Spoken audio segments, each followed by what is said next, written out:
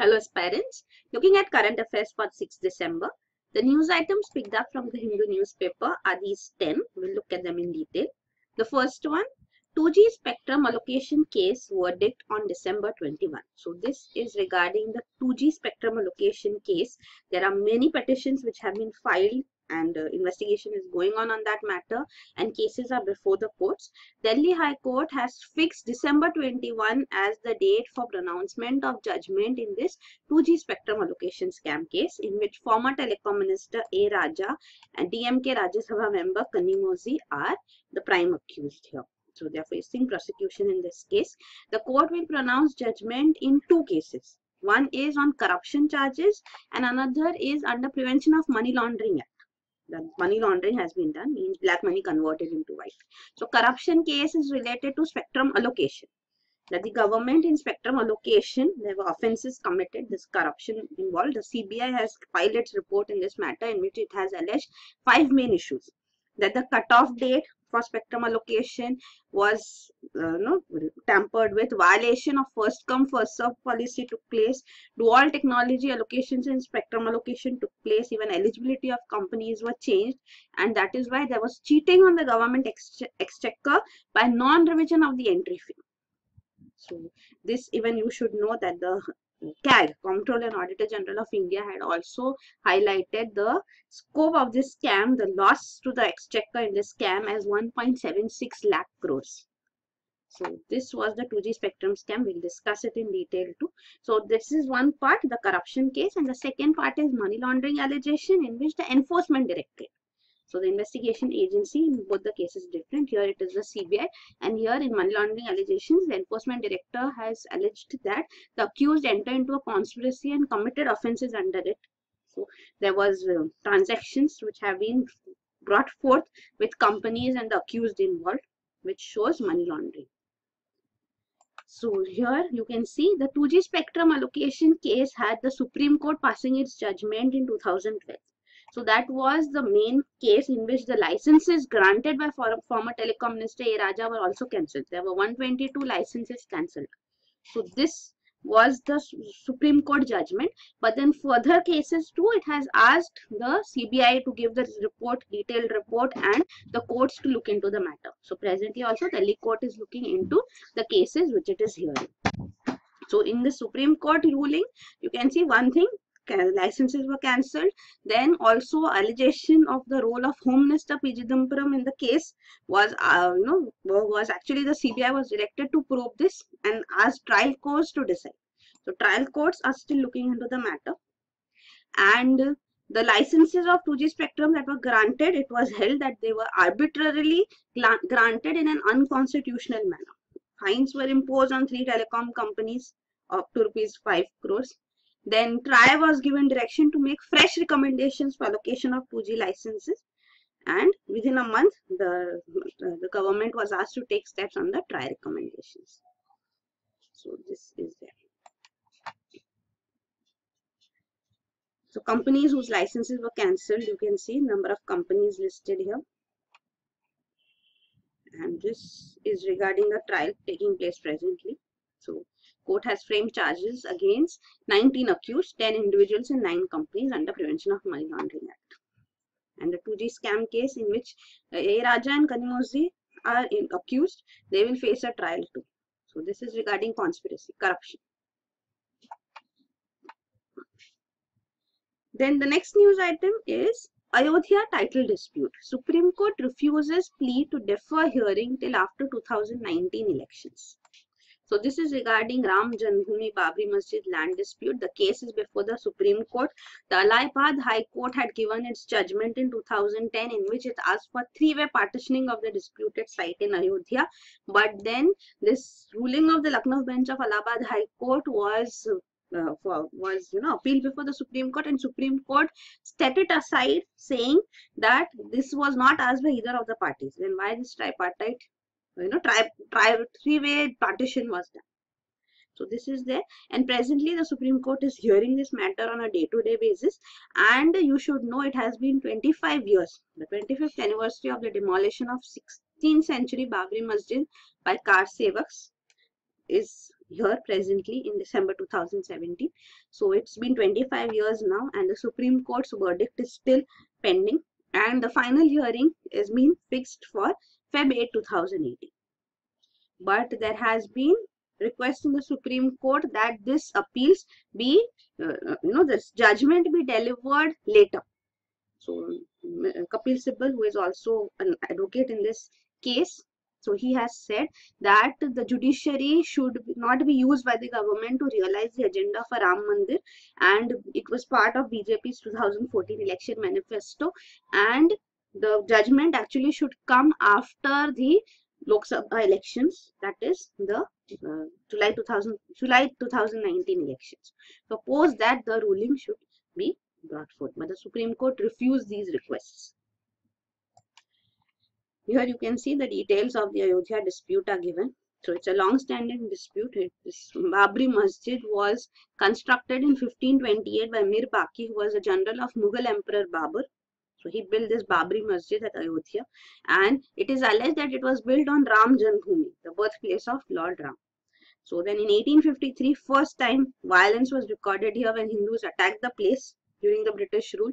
Then in 1949 too, the case was seen further,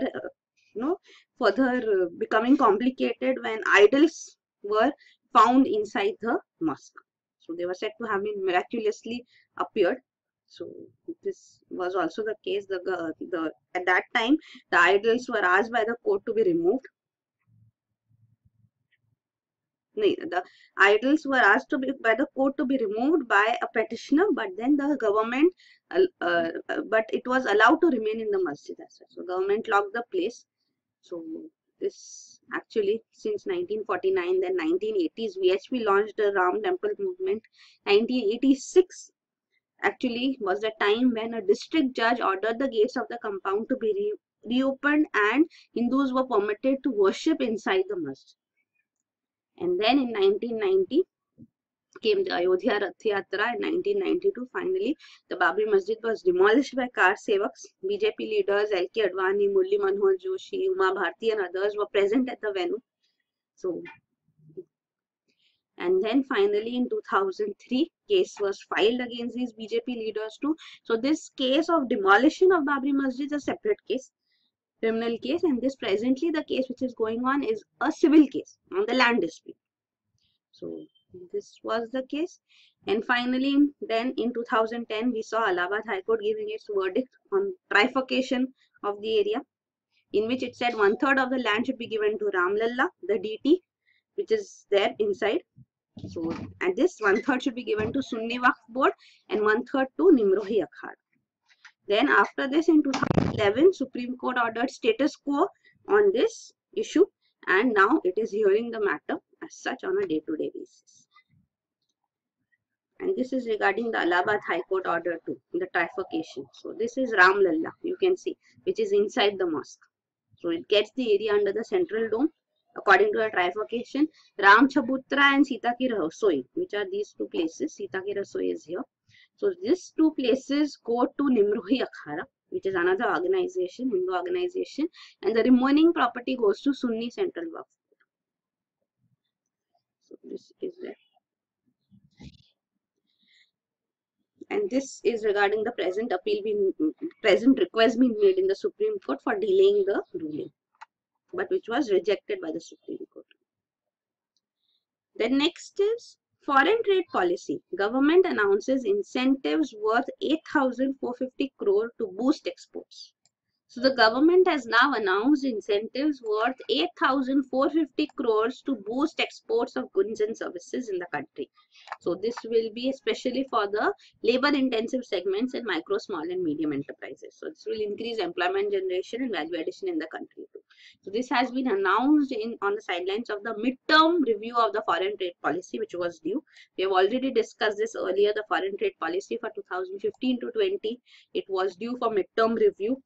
So that was before July 1, 2017, but then the government had postponed it because it wanted to consider feedback from exporters regarding GST too. So post this, now we are seeing the midterm review being announced. The foreign trade policy 2015 to 20 had the target of getting Indian exports as such to achieve $900 billion market. So for goods and services by 2020, and also to raise India's share in world exports from 2% to 3.5%. So this is there. So presently in this midterm review, what we are seeing is that the policies as such which had been announced, the schemes which had been announced have further been enhanced. So here you can see the first scheme was merchandise export from India scheme. So here export incentives under this have been increased by 2% across the board for labor intensive micro, small and medium enterprises, and even already under this incentives were given. Earlier two incentives have been increased for ready-made garments from 2% to 4%. So in addition to that too, now 2% increase has been announced, and also incentives under services exports from India scheme, the incentives have been increased by 2%. So this is the two main points. Then also another provision is regarding self-assessment based duty-free procurement of inputs required for exports. So this new scheme has also been introduced now. So there is self-assessment as such for duty-free procurement. And then a state-of-the-art trade analytics division has been set up in Directorate General of Foreign Trade for data-based policy actions. So data analysis would take place here, trade information for specific policy interventions. Then a logistics division has been announced to be created in the Department of Commerce. So it will help in integrated development of logistics sector. Then even Export Credit Guarantee Corporation will be supported further. So even the insurance coverage to exporters under it, especially for micro, small and medium enterprises, is being enhanced under this. And the validity period of duty credit scripts which have been given. So duty credit scripts are given in case of the schemes also for goods and services. So in these schemes too, it has the duty credit scripts validity period has been increased from 18 to 24 months. And even GST rates on transfer sale of scripts have been brought down to 0. So this has been announced. Also for gold, it has been allowed, specific nominated agencies have been allowed to import gold without payment of integrated GST. So these are some of the major incentives which have been announced for the export sector as such under the foreign trade policy midterm review.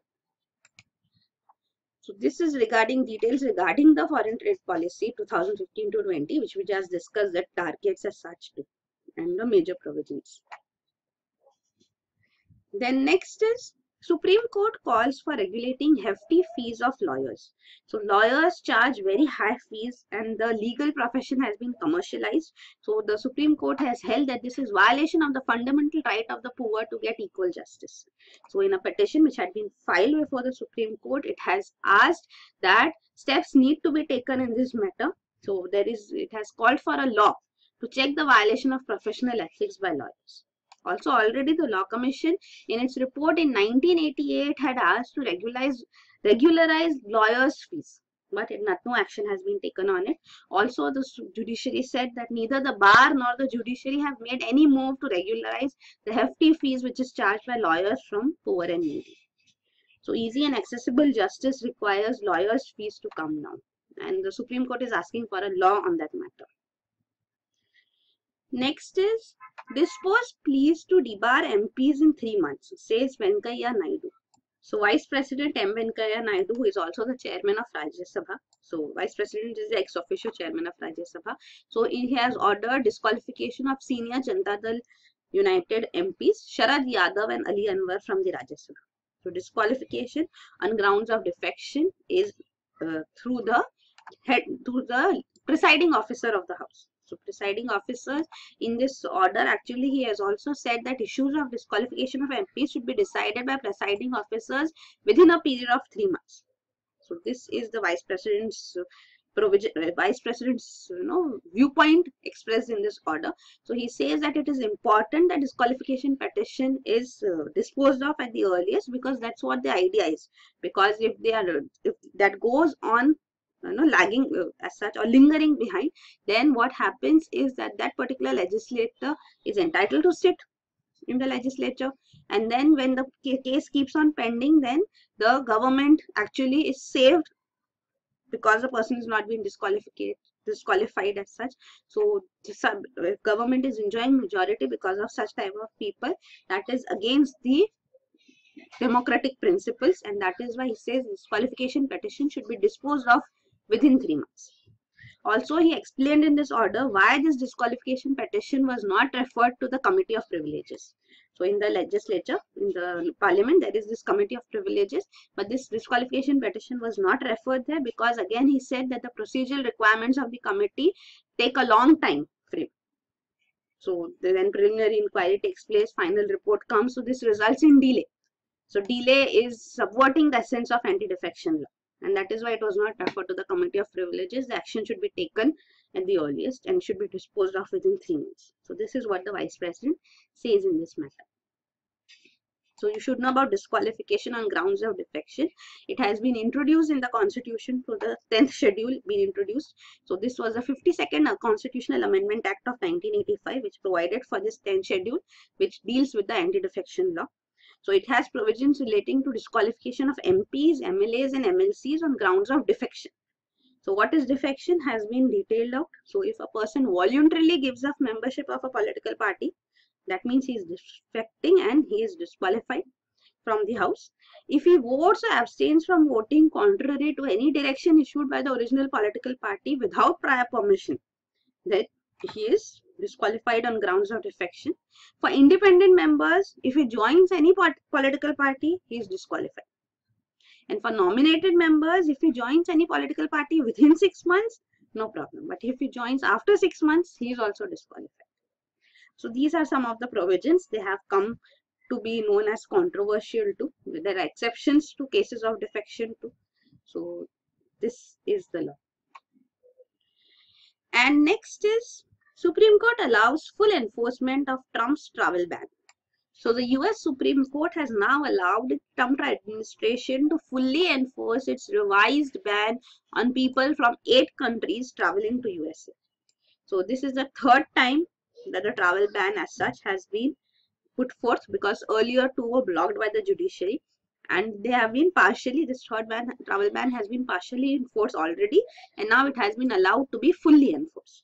So this present travel ban actually is being questioned in the judiciary. It was being questioned because it said what is the legal authority as such to issue such an order and whether it constitutes a religious test and a Muslim ban, because President Trump during his 2016 presidential campaign had promised such a Muslim ban.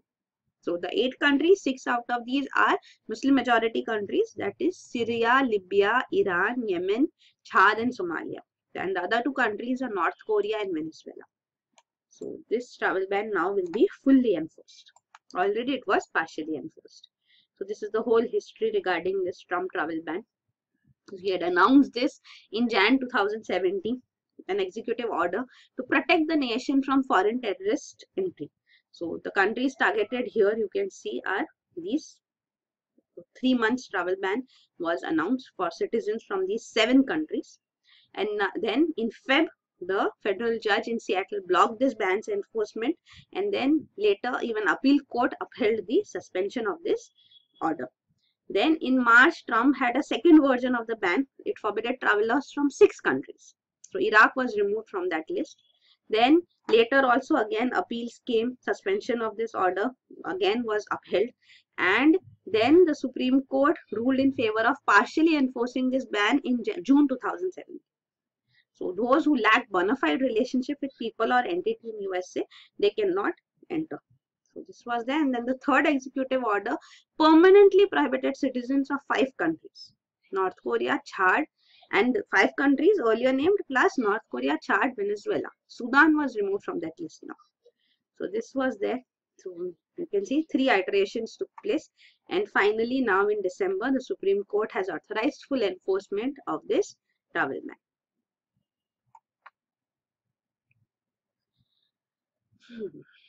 Next is UAE and Saudi to form new group separate from GCC. So Gulf Cooperation Council is the regional organization here.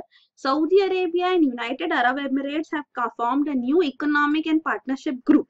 So this is a move, it is seen, that could undermine the Gulf Cooperation Council. And this is in context of the diplomatic crisis with Qatar. So Qatar is being, diplomatically shunned by various countries because of its support to Iran. So now the 6-member Gulf Cooperation Council is having its meeting as such, and presently the meeting is taking place in Kuwait, and this is expected to focus on the Qatar issue, and half of GCC members are boycotting Qatar. So this is there. So in this case we are seeing that Saudi Arabia and UAE, which are 2 members of this Gulf Cooperation Council, coming closer.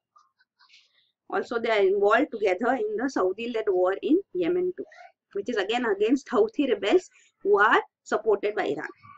So this 6 GCC members are shown here. You should know this large country, Saudi Arabia. This is Oman. This is UAE. And then you have here Qatar, a small nation here. Then Bahrain, a very small nation here. And then this is Kuwait. So these are 6 members of Gulf Cooperation Council.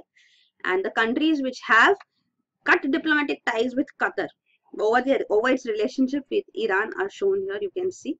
So there are 4 countries which have cut diplomatic relations. These are Egypt, Saudi Arabia, Bahrain and UAE. So these are the 3 GCC members who have cut diplomatic relations with Qatar for its ties with Iran.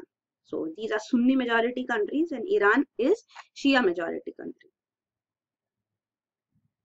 Then next is services PMI shrinks, new orders wane. So this is regarding Services Purchasing Managers Index, which is released by Nikkei India every month. So this is a private sector survey, and in this it has been seen that for the month of November, services sector has contracted. Even we had seen in the GDP data coming forth that services sector has not been doing well. So it has contracted to 48.5 in November. We have seen this quite often. Every month we have gone through this twice, because there is one Services Purchasing Managers Index and another one is Manufacturing Purchasing Managers Index. So in both we see that if the value is more than 50, then it is expansion in that sector, and if it is below 50, then it is contraction in that sector. So since this is below 50, means services sector has contracted in the month of November. But manufacturing sector has done well in this month, which is offsetting the poor performance of services sector. So in the composite outlook index, Nikkei reports 551.3 as the figure, which is above 50. Then next is 2 kiwi birds are rare bright spot in grim extinction report. So IUCN has come up with its latest red list on categories, categories which are species which are under threat for global extinction. So under this, the only positive point which has been seen is the upgradation of this 2 kiwi species from endangered to vulnerable in New Zealand. So the predators have been controlled, because of which this status upgrade has taken place. Otherwise, threats to animals and plants across the globe as such are seen to be high, and especially it is due to loss of habitat and unsustainable farming and fishing practices. So you should know about the categories under IUCN too. So the topmost category is extinct, extinct in the wild, critically endangered, then comes endangered, vulnerable, near threatened, least concerned. Then there are some species which have inadequate information, so they fall in data deficient category, and some which are not evaluated. So this is the IUCN, International Union for Conservation of Nature, which comes up with its red list of threatened species. So this is also known as red list or red data list. IUCN was founded in 1963. So it's the world's most comprehensive inventory or global conservation status of biological species. So this is there. And this is regarding the categorization under the IUCN, which we just discussed. So these 3 are called the threatened categories: critically endangered, endangered and vulnerable. Then next is the last one. New graphene based battery charges 5 times faster. So scientists have developed new graphene based battery material which has charging speed 5 times faster than today's lithium ion batteries. So researchers at Samsung Advanced Institute of Technology have developed this battery in South Korea. So these are promised as the next generation mobile and electric vehicle batteries. So this will require charging time of only 12 minutes to fully charge. So presently also the best of lithium batteries also with speed charging, quick charging technology also take at least an hour to fully charge. But this will take only 12 minutes. So this graphene material, which is a revolutionary material having high strength and conductivity, has been used. So the theory is that the battery will be based on graphene ball material. So this graphene ball will be utilized for both anode and cathode materials, and this will ensure increased charging capacity, decreased charging time, and also at stable temperatures. So a study has been actually the study has been published by the researchers in a journal. So this is using graphene, and they will mass synthesize graphene in 3D forms using silica. So this graphene you should know about it. So this miracle material as such. So graphene basically means one atom thick layer of carbon arranged in this honeycomb lattice form. So when millions of these are stacked together one on top of the other, they form graphite. So graphite is a mineral. It comprises of carbon. Graphite we know is present in pencils also. So this graphene as such was discovered in 2004 in UK's University of Manchester. And then after this, we saw that Nobel Prize in Physics was also awarded in 2010 to these researchers. And they found out this graphene material having unique properties of having high conductivity as such too, and strength. The strength of this material was also quite high. So this features as such, characteristics as such, have various applications. So you can see here the various applications of graphene materials. As here we are seeing, they can be used in batteries also. Then as printable inks in semiconductors, energy electrodes, etc. So its conductivity is also very high. So these are the news items. Thank you.